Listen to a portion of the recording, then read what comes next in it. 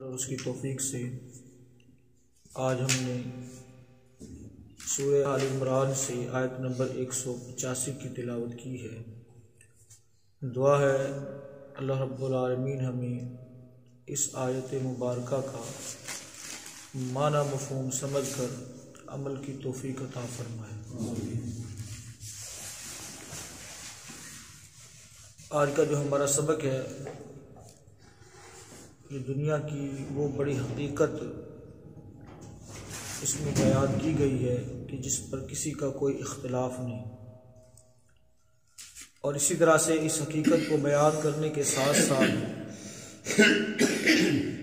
یہ بات بھی واضح کر دی گئی ہے کہ ہماری نظر میں جو کچھ ہے صرف یہی نہیں بلکہ اس کے بعد بھی ایک زندگی ہے، اس کے بعد بھی ایک دور ہے، ایک وقت ہے جس سے ہمیں پالا پڑنے والا ہے۔ یہ دنیا عارضی ہے، ختم ہونے والی ہے، اور جو اس کے بعد زندگی کا دوسرا فیز جو شروع ہونے والا ہے وہ نہ ختم ہونے والا، ہمیشہ والا ہے۔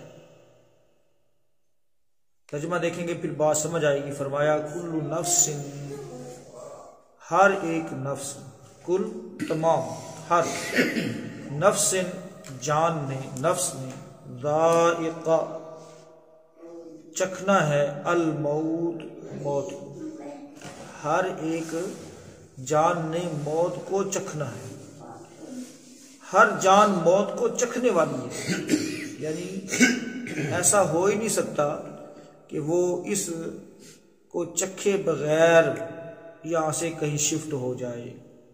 وَإِنَّمَا، اور بے شک تم، توفونا پورے دیے جاؤ گے، اجورکم تمہارے اجر، یوم القیامت قیامت کے دن، اور تمہیں تمہارے اجر قیامت کے دن پورے دیے جائیں۔ فمن، پس جو، زحزح دور کر دیا گیا، بچا لیا گیا، عن النار آگ سے، وادخل الجنہ اور داخل کر دیا گیا جنت میں، فقد پس تحقیق، فاز وہ کامیاب ہو گیا۔ جس کو جہنم سے بچا لیا گیا اور جنت میں جس کو داخل کر دیا گیا وہ کامیاب ہو گیا۔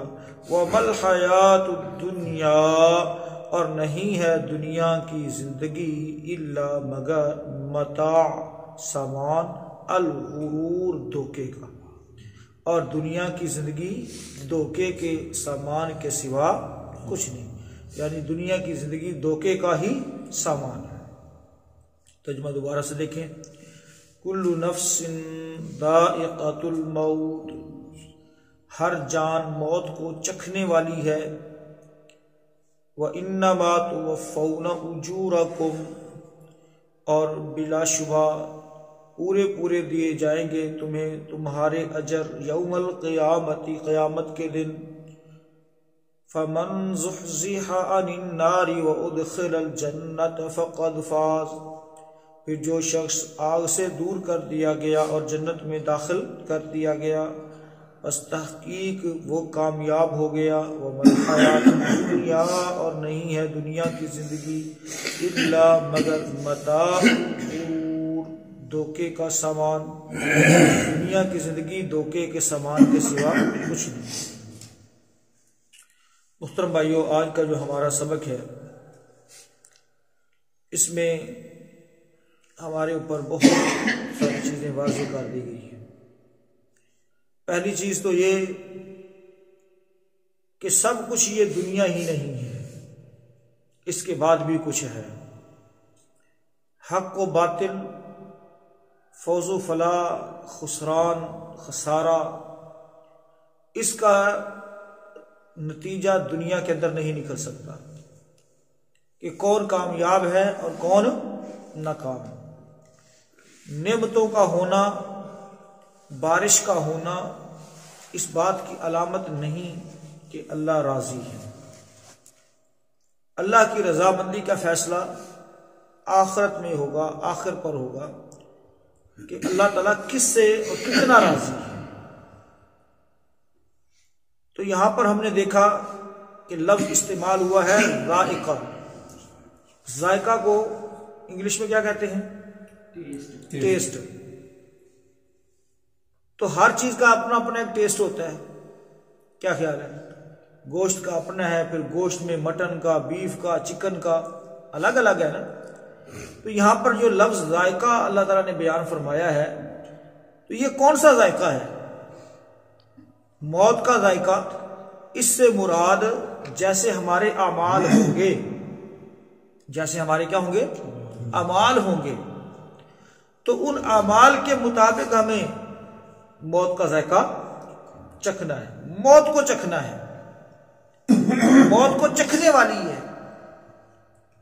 تو محترم بھائیو، جیسا دنیا کے اندر ہم کئی ایک چیزوں کو ناپسند کرتے ہیں، ان کو منہ نہیں لگاتے، تو ایسے ہی ہمیں چاہیے کہ جو چیزیں اللہ کو پسند نہیں ہیں ان سے اپنی زندگی کو آلودہ نہ کرے، تاکہ ہمیں جب موت سے ہمارا ملاپ ہو، موت سے جب ملا جائے تو اس وقت کوئی اچھا ذائقہ محسوس ہو۔ تو یہ جو لفظ ٹیسٹ، ذائقہ اللہ رب العالمین نے استعمال کیا ہے، اس کے اندر بڑی گہرائی ہے۔ میرے اور آپ کے اعمال وہ اس کے مطابق ہمارا کیا لیں کہ فیصلہ ہونا ہے، اس کے مطابق ہمارے اوپر بیتنا ہے جو کچھ بھی ہونا ہے۔ اور آگے اللہ تعالیٰ نے فرمایا تمہارے اجر تمہیں قیامت کے دن پورے پورے دیے جائیں گے۔ موت کی حقیقتیں میں آپ کے سامنے کئی ایک مرتبہ بیان کر چکا ہوں، بس صرف اعادے کے طور پر مختصر ذکر کر دیتا ہوں۔ پہلے نمبر پر موت کی جو حقیقت ہے کہ یہ ہر ایک کو آئے گی، یہ سبق تو یاد ہو گیا ہوگا تقریباً۔ پہلی حقیقت کیا ہے موت کی؟ یہ ہر ایک کو آئے گی۔ اور دوسری حقیقت کیا ہے؟ اچانک آئے گی۔ کیا آئے گی؟ اچانک آئے گی۔ دنیا میں آنے کی ترتیب ہے، جانے کی کوئی ترتیب نہیں ہے، یہ اچانک آئے گی۔ ہمارے کام منصوبے دھرے کے دھرے رہ جائیں گے، اچانک آن پہنچے گی۔ اور جب یہ اس نے آنا ہے، لا یستأخرون ساعۃ ولا یستقدمون، ایک لمحہ نہ آگے ہوگا اور نہ ہی پیچھے ہوگا، یعنی تاخیر بھی نہیں ہوگی، نہ ایک لمحہ آگے نہ ایک لمحہ پیچھے۔ اور تیسری اس کی حقیقت یہ ہے کہ ہماری دو حالتوں میں سے ایک حالت ضرور ہوگی۔ ایک حالت پہلی جو ہے وہ ہے اللہ رب العالمین کی خوشنودی والی، جس کو اللہ تعالیٰ پسند کرتے ہیں، وَلَا تَمُوتُنَّ إِلَّا وَأَنْتُمْ مُسْلِمُونَ، کہ تمہیں موت نہ آئے مگر تم میرے فرما بردار ہو۔ فرما برداری کی حالت میں ہوگی تو یہ کامیابی ہے۔ اور دوسری اللہ نہ کرے دوسری شکل نافرمانی والی ہو سکتی ہے۔ اللہ تعالیٰ ہم سب کو اس سے محفوظ فرمائے۔ یہ موت کی تین بڑی حقیقتیں ہیں۔ اور دنیا کی حقیقت کیا ہے؟ اللہ رب العالمین نے دنیا کی حقیقت کو واضح کیا، فرمایا الا متاع الغرور، نہیں ہے دنیا کی زندگی مگر دھوکے کا سامان۔ اب دنیا اللہ رب العالمین کی تخلیق ہے، اللہ نے بنایا ہے اس کو۔ ہر بنانے والا اپنی چیز کی کیا بیان کرتا ہے؟ تعریف کرتا ہے، خوبیاں بیان کرتا ہے، سب جانتے ہیں نا۔ ہر بنانے والا اپنی چیز کی خوبیاں بیان کرتا ہے، اگرچہ اس کے اندر 100 خامیاں ہو لیکن وہ اس کی خوبیاں ہی بیان کرے گا۔ لیکن ایک واحد ذات ہے اللہ رب العالمین کی، جس نے حق بات بیان فرمائی کہ دنیا میری تخلیق ہے، دنیا کو میں نے بنایا ہے، لیکن یہ دھوکے کے سامان کے سوا کچھ نہیں۔ بنانے والا جس کی پروڈکشن ہے وہ کہتا ہے کہ یہ تمہارے لیے ٹھیک نہیں ہے، اس ذات نے اس کو واضح کر دیا ہے۔ اب اس دنیا کو ہم کیسے گزار رہے ہیں، اس دنیا میں ہم کیسے رہ رہے ہیں، اس اعتبار سے ہم تمام انسانوں کی 4 اقسام ہیں۔ کتنی اقسام ہیں؟ 4 اقسام ہیں۔ اور ان کو اقسام کی شکل میں بیان کرنے کا ایک مقصد یہ ہے کہ ہمیں سبق یاد ہو جائے، ہمیں سبق یاد ہو جائے، اور دوسرا ہمیں اپنا محاسبہ کرنے میں مدد ملے کہ میں کون سی کیٹیگری میں آتا ہوں، میں کس لائن میں کھڑا ہوں، میں کس ٹریک پر ہوں، میرا شمار کن لوگوں میں ہوتا ہے، میں دنیا کو کیسے گزار رہا ہوں۔ یہ محاسبہ کرنے کا ہمیں موقع مل جائے گا انشاءاللہ، بڑے نفع والی بات ہے۔ محترم بھائیو، پہلے نمبر پر جو پہلی قسم ہے دنیا کو گزارنے کے اعتبار سے، وہ ان لوگوں کی ہے جنہوں نے دنیا کو اپنا ٹارگٹ بنایا ہوا ہے۔ دنیا کو اپنا ٹارگٹ بنایا ہوا ہے، بس دنیا کے پجاری ہیں، روپے پیسہ اور اس کے پیچھے سب کچھ جو ہے لگا دیا ہے، صبح سے لے کر شام تک کولو کے بیل کی طرح پھر رہے ہیں، گھوم رہے ہیں، کام کر رہے ہیں، اور ٹارگٹ کیا ہے؟ صرف دنیا۔ نہ ان کو انسانیت کے ساتھ کوئی ہمدردی ہے، نہ ہی محترم بھائی ان کو اللہ رب العالمین کی کوئی یاد ہے، اللہ رب العالمین کے فرائض فرامین ان کا کوئی لحاظ اور پاس ہے۔ اور اس کی ایک مثال آپ زندہ مثال، تازہ مثال دیکھ سکتے ہیں کہ مری کے اندر کیا ہوا ہے۔ دنیا کے پجاریوں نے کیا کیا ہے، روپے پیسے کے پجاریوں نے کیا کیا ہے، ایک ایک انڈا جو ہے وہ ہزار روپے کا سیل کیا ہے۔ ایک کمرہ جو ہے جس کی عام حالات میں 10-15 ہزار روپے شاید اس کا رینٹ ہے، اور وہ 50 اور 70 ہزار تک وہ کمرہ چلا گیا۔ لوگ باہر ٹھٹر کر مر گئے۔ غلطی ان کی بھی ہے، لیکن کیا سمجھتے ہیں کہ وہاں پر جو رہنے والے لوگ ہیں، جنہوں نے کاروبار بنایا ہوا ہے، کیا خیال ہے ان کی سنگ دلی ہے کہ نہیں ہے؟ دنیا کی پوجا ان کے اور دنیا کی ہوس ان کے اندر کتنی ہے؟ ان کو انسانیت کے ساتھ کوئی ہمدردی نہیں۔ ایسا شخص، ایسے لوگ جنہوں نے دنیا کو اپنا ٹارگٹ بنایا ہوا ہے، صبح سے لے کر شام تک پیسہ پیسہ پیسہ۔ محترم بھائیو، اللہ کے رسول صلی اللہ علیہ وسلم نے ایسے لوگوں کے خلاف بد دعا فرمائی۔ حالانکہ اللہ کے نبی صلی اللہ علیہ وسلم رحمت والے نبی ہیں، دعا کرتے ہیں، ہر اپنے دشمنوں کے لیے بھی دعا کرتے ہیں، لیکن دنیا کا پجاری، مال اور جو ہے دنیا کا حریص جو ہے وہ اتنا ناپسندیدہ ہے رسول اللہ صلی اللہ علیہ وسلم کو، اس کے لیے بد دعا فرمائی۔ فرمایا تعیس عبد الدینار و عبد الدرہم و عبد الخمیسہ۔ درہم کرنسی ہے، دینار کرنسی ہے، فرمایا درہم کا بندہ، دینار کا بندہ، کپڑے لتے کا بندہ، فرمایا یہ ہلاک ہو جائے، تباہ ہو جائے، برباد ہو جائے، اس کو کانٹا لگے، کوئی نکالنے والا نہ ہو۔ مراد کیا ہے کہ اس مصیبتوں میں گھرا رہے، کوئی اس کی ہیلپ کرنے والا نہ ہو۔ دنیا کا پجاری جس نے دنیا کو اپنا ٹارگٹ بنایا ہوا ہے۔ اور دوسرے نمبر پر وہ لوگ ہیں جنہوں نے مال تو ٹھیک کمایا ہے، خون پسینے کا ہے، حلال کا ہے، لیکن اس کو حرام میں اڑا رہے ہیں، اپنا سمجھ کر اس کو لگا رہے ہیں کہ یہ میرا اپنا ہے، میری خون پسینے کی کمائی ہے، حلال کی کمائی ہے، میں اس کو جیسے چاہوں مرضی خرچ کروں۔ اس بات کو ہم بھول جاتے ہیں کہ ہم صرف حلال کمانے کے پابند نہیں، بلکہ اس کو فضول خرچ کرنے سے بچنے کے بھی پابند ہیں۔ رسول اللہ صلی اللہ علیہ وسلم نے کیا فرمایا تھا کہ جب تک بندہ 5 سوالوں کے جواب نہیں دے لے گا، اس وقت تک زمین اس کے قدموں کو نہیں چھوڑے گی۔ ان میں سے ایک سوال یہ تھا، توجہ رکھیں بھائی، بڑی قیمتی باتیں ہیں۔ ایک سوال یہ ہے کہ مال کہاں سے کمایا اور کہاں پر لگایا، کہاں پر خرچ کیا۔ اپنے عیش و آرام کے لیے خرچ کرتا رہا، اپنے لیے سہولتیں ہی سہولتیں، نخلوں والی زندگی بسر کرنے کے لیے۔ اور ہمارے ہاں تو محترم بھائیو ٹارگٹ ہی یہ ہوتا ہے کہ باہر جانا ہے، پیسہ کمانا، چنگی کوٹھی چاڑنا، کیونکہ یہ میرے اپنے ہیں۔ شادی بیاہ کرنا ہے تو پیسہ لانا ہے، فضول خرچیاں، رسم و رواج۔ اور جب کہ اللہ رب العالمین کیا کہتے ہیں، ان المبذرین کانوا اخوان الشیاطین۔ جس کو ہم اپنا سمجھ کے خرچ کر رہے ہوتے ہیں کہ یہ میرا اپنا ہے، میرا حق ہے اس کے اوپر، ایسے لوگوں کو اللہ رب العالمین کس کی صف میں کھڑا کر رہے ہیں؟ شیطان کی صف میں کھڑا کر رہے ہیں کہ فضول خرچ شیطان کے بھائی۔ محترم بھائیو سمجھیں اس بات کو، ہم اس کو اپنا سمجھ کر خرچ کرتے ہیں کہ یہ ہمارا اپنا ہے، میرے خون پسینے کی کمائی ہے۔ یاد رکھیں یہ خون پسینے کی کمائی، حلال کی کمائی اگر غلط جگہ پر، ناجائز جگہ پر، فضول جگہ پر لگ رہی ہے تو ہمیں اس کا بھی حساب دینا پڑے۔ اور تیسری قسم ان لوگوں کی ہے دنیا گزارنے کے اعتبار سے، جنہوں نے دنیا کو آخرت کے بدلے میں بیچ دیا ہے، دنیا کو آخرت کے بدلے میں بیچ دیا۔ وہ کون لوگ ہیں اور کتنے پسندیدہ ہے اللہ رب العالمین کو؟ آپ دیکھ لیں صحابہ کرام رضوان اللہ علیہم اجمعین کی یہی تربیت تھی۔ یہ نہیں ہے کہ ان کے پاس مال نہیں تھا، ہمارے ہاں شاید ایک کنسیپٹ یہ بھی پایا جاتا ہے کہ ان کی جو سادہ زندگی، کپڑوں پر پیمند لگے ہوئے، جوتے کوئی نہیں، فلاں چیز کوئی نہیں، فلاں، لگتا ہے کہ غربت تھی ان کے پاس۔ محترم بھائیو غربت نہیں تھی۔ سیدنا عثمان رضی اللہ تعالیٰ عنہ آپ دیکھ رہے ہیں 900 اونٹ ایک مجلس کے اندر صدقہ کرتے ہیں، ایک مجلس کے اندر اللہ کی راہ میں دیتے ہیں۔ 900 اونٹوں کی خالی یہاں سے قطار بنائی جائے نا تو پھر ہمارے گجرات تک پہنچ جائے گی. 900 اونٹ اور اس دور کے آپ یوں کہہ لیں کہ 900 پراڈو گاڑیاں اس نے اللہ کی راہ میں دی. کیا خیال ہے؟ اونٹ جہاز ہے نا صحرا کا. 900 اونٹ اللہ کی راہ میں دینا, 900 گاڑیاں دینا. آج کوئی ہے اس طرح کا بندہ؟ اربوں پتی خربوں پتی بھی وہ اتنا دل نہیں رکھتا.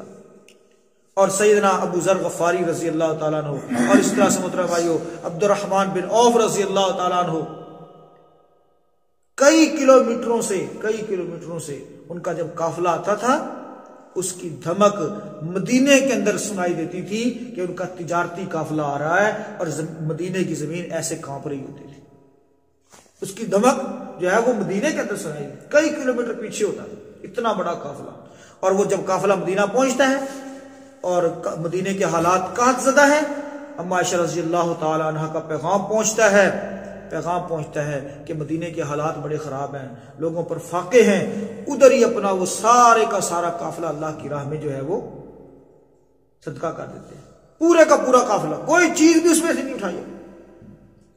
بھائیو غربت نہیں تھی, لیکن ان کی ترجیح کیا تھی؟ آخرت تھی. ان کی انویسٹمنٹ کیا تھی؟ آخرت تھی. ہماری انویسٹمنٹ کیا ہے؟ بیریا ٹاؤن. ہماری انویسٹمنٹ ڈی ایچ اے. ہماری انویسٹمنٹ جناب کارنر کا پلاٹ. ہماری انویسٹمنٹ جناب ادھر جناب رجحان ہو گیا ہے جی, اے دوڑے تو پار ہے جڑا کام, ایتھے کوئی جگہ پلاٹ لب جائے, کوئی چند مرلے لب جان, یہ ہماری انویسٹمنٹ ہے. اور ان کی انویسٹمنٹ کیا تھی؟ آخرت تھی. ان اللہ اشترى من المؤمنین انفسهم واموالهم بان لهم الجنہ. اور ایسے لوگوں سے اللہ تجارت کرتا ہے, فرمایا اللہ نے ایسے لوگوں سے ان کے مالوں اور جانوں کے بدلے جنت کو بیچ دیا, جنت کو بیچ دیا. تو یہ تیسری قسم کے لوگ ہیں. اور رسول اللہ صلی اللہ علیہ وسلم نے یہی تربیت فرمائی ہماری کہ ہم دنیا کو ٹارگٹ نہ بنائیں, دنیا کے اندر زیادہ نخروں والی زندگی بسر نہ کریں, بلکہ آخرت کے لیے کیا کریں؟ انویسٹمنٹ کریں.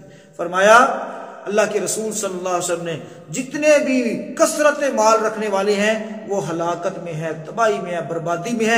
الا من ہاکذا 3 مرتبہ اشارہ فرمایا اللہ کے رسول صلی اللہ علیہ وسلم نے کہ مگر وہ لوگ جو اپنے ہاتھوں سے ایسے خرچ کرتے ہیں. اللہ کے رسول صلی اللہ علیہ وسلم نے بار بار اپنے ہاتھوں کو ہلایا. مراد یہ ہے کہ وہ اپنے ہاتھوں کو کھلا رکھتے ہیں, کھلا خرچ کرتے ہیں, اللہ کی راہ کے اندر خرچ کرتے ہیں.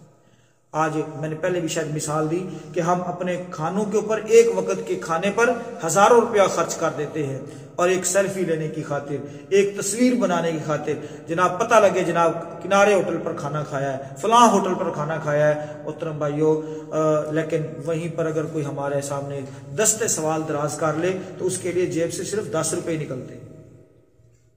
یہ صورتحال ہے ہماری. تو یہ تیسری قسم جنہوں نے دنیا کو آخرت کے بدلے میں بیچ دیا ہے. اور چوتھی قسم ان لوگوں کی ہے محترم بھائیو جنہوں نے دنیا کو چھوڑ ہی دیا ہے, تارک دنیا, رہبانیت کو اختیار کر لیا, یا پھر محترم بھائیو جسے ہم درویش کہتے ہیں, یہ بڑا اللہ, ہم سمجھتے ہیں یہ درویش ہے, یہ بڑا اللہ والا ہے. تو اس طرح کا لائف سٹائل اللہ کو پسند نہیں. مہینہ نہانا نہیں ہے جی, سر کے اندر جناب میل پڑا ہوا ہے, لٹیں چھوڑی ہوئی ہیں جناب, اور پھر رہا ہے جناب. ہم اس کو بڑا سمجھتے ہیں, بڑا درویش ہے جناب, بڑا اللہ والا بندہ ہے, بلکہ کئی تھے بڑی پہنچی سرکار ہے. بھئی یہ پہنچی سرکار نہیں ہے. اس طرح کا لائف سٹائل اللہ کو پسند نہیں ہے. رسول اللہ صلی اللہ علیہ وسلم لا رہبانیت فی الاسلام, اسلام کے اندر رہبانیت نام کی کوئی چیز نہیں. رسول اللہ صلی اللہ علیہ وسلم نے فرمایا بندہ جو لوگوں کے ساتھ گھل مل کر رہتا ہے, جو ان کی تکلیفوں پر صبر کرتا ہے, یہ بندہ اس بندے سے بہت اچھا ہے, بہت بہتر ہے جو بندہ اکیلا جنگلوں کے اندر جا کر رہتا ہے. محترم بھائیو, معاشرے کے اندر گھل مل کر رہنا, دکھ درد میں شریک ہونا, ایک دوسرے کے ساتھ ہمدردی رکھنا, یہ ہمیں اسلام معاشرت دیتا ہے. سوسائٹی کے تقاضوں کو پورا کرنا یہ ہماری ذمہ داری ہے. تو اللہ رب العالمین نے ایسے لائف سٹائل کو پسند نہیں کیا جو ننگ ملنگ دڑنگ بن کے بس نکل رہا ہے باہر, اور جناب ہاتھ میں جو ہے ڈنڈا پکڑیا ہوا ہے اور پیچھے کتا لایا جناب, ایک یہ جی پہنچی سرکار. اس طرح کا لائف سٹائل اور اس طرح کے لوگ اللہ کو پسند نہیں ہے. یہ 4 قسم کے لوگ ہیں, 4 کیٹیگریاں ہیں, 4 اقسام ہیں. دنیا گزارنے کے اعتبار سے میں آپ اپنا محاسبہ کر سکتے ہیں کہ اس دھوکے کے سامان میں میں اور آپ کیسے رہ رہے ہیں۔ اگر تو ہمارا ٹارگٹ دنیا کمانا ہے تو پھر سمجھ لیجئے اللہ کے رسول صلی اللہ علیہ وسلم نے بد دعا کی ہے۔ اگر ہمارا کام یہ ہے کہ ہم اپنا مال خرچ کر رہے ہیں، ہم سمجھتے ہیں ہمیں کوئی پوچھنے والا نہیں ہے، تو یہ بھی ہماری غلطی ہے۔ اور اگر ہم دنیا کو چھوڑے ہوئے ہمیں کچھ پتہ نہیں ہے کس کے حق حقوق کیا ہے، نہ ہمیں اپنی ذات کی فکر ہے نہ دوسروں کی فکر ہے، تو یہ بھی اللہ کو پسند نہیں۔ ہاں اگر ہماری ترجیح آخرت ہے تو بھائیو مبارک ہو، اللہ رب العالمین کے ہاں یہ اعلان ہونے والا ہے وَأُدْخِلَ الْجَنَّةَ کہ اس کو جنت میں داخل کر دیا جائے۔ اللہ تعالیٰ سے دعا کرتے ہیں اللہ رب العالمین کامیابی اور کامرانی سے ہمیں سب کو دنیا میں بھی اور آخرت میں بھی نوازے، اور ہر قسم کے خسران سے خسارے سے اللہ رب العالمین ہم سب کو محفوظ فرمائے۔ تو موت کی حقیقتیں بھی آپ نے سماعت فرما لی، اور دنیا کو گزارنے کے اعتبار سے لوگوں کی اقسام بھی آپ نے سماعت فرما لی۔ یہ اس ایک آیت کی تفسیر اللہ رب العالمین ہمیں سمجھنے کی عمل کی توفیق عطا فرمائے۔ دیکھ لیجیے اس آیت مبارکہ کو جو بات سمجھ آئے تو کوشش